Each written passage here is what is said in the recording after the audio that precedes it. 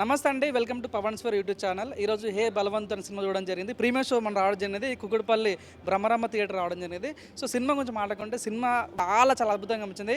హే Balwant cinema చాలా బలంగా కొట్టిండని చెప్పొచ్చు. చుట్టూ సుహాస్ గారు ఏమన్నా పర్ఫార్మెన్స్ అంటే న్యాచురల్ యాక్టింగ్ చించి పడేసని చెప్పొచ్చు. నిజంగా ఈ సినిమాలో శివాని గారు సినిమా ప్రెజెన్స్ తన చూసిన ప్రతిసారి ఏమన్నా గ్లామరస్గా అనిపించింది. నిజంగా చాలా అద్భుతంగా అనిపించింది. సో ఈ సినిమా మెయిన్ హీరోలు అంటే సినిమాను మొత్తం భుజాల మీద మోసుకున్న వ్యక్తి ఎవరంటే నరేష్ గారు. ఆయన లేని సినిమా జరగదు. ఇంకో విషయం చెప్పడం మర్చిపోయా, ఈ సినిమాలో యాంకర్ స్రవంతి గారు మంచి రోల్ పడ్డది తనకి. తన ఇన్ని రోజులు యాంకరింగ్ చేసిన కానీ ఈ సినిమాలో ఫుల్ లెంత్ రోల్ పడ్డది. తనకు నిజంగా అంటే లైఫ్ లాంగ్ గుర్తుండిపోయే సినిమా ఏదంటే ఏ బలవంతం అని చెప్పొచ్చు. టైటిల్ మార్చారు కానీ సినిమా స్టోరీ ఏం మారలేదు. ఈ సినిమాలో బిజినెస్ గురించి మాట్లాడారు కదా, టీజర్లో చెప్పలేదు, ట్రైలర్లో చెప్పలేదు. కానీ సినిమా కొంచెం చూసి చెప్తున్నా ఆ యొక్క బిజినెస్ ఏంటంటే మీ ఊహకు అందదు అంత బాగా అనిపించింది. సో ఓవరాల్గా చెప్పంటే సుదర్శన్ గారు కానీ, వెన్నెల కిషోర్ గారు కానీ, అజయ్ ఘోష్ గారు కానీ చాలామంది కూడా సినిమాకి వర్తు అన్న ఫీలింగ్ అనిపించారు అనమాట. నాకైతే చాలా మంచిది.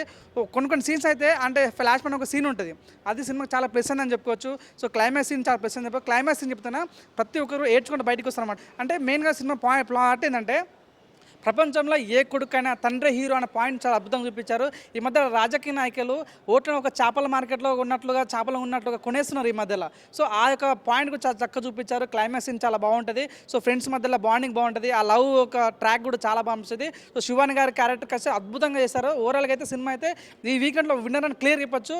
సో సుహాస్కి తెలిసింది కదా, పెట్టిందే పేరు వస్తాడు కొడతాడు రిపోర్టు.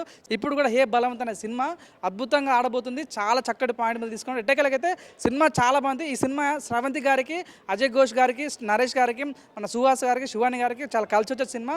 ఈ వీక్లో ద విన్నర్ అని చెప్పుకోవచ్చు. ఒక విషయం వాషింగ్ పౌడర్ నిర్మా సినిమా చూడకపోతే మీ కర్మ. Thank you so much. చూస్తున్నానండి పవన్ సార్ యూట్యూబ్ ఛానల్.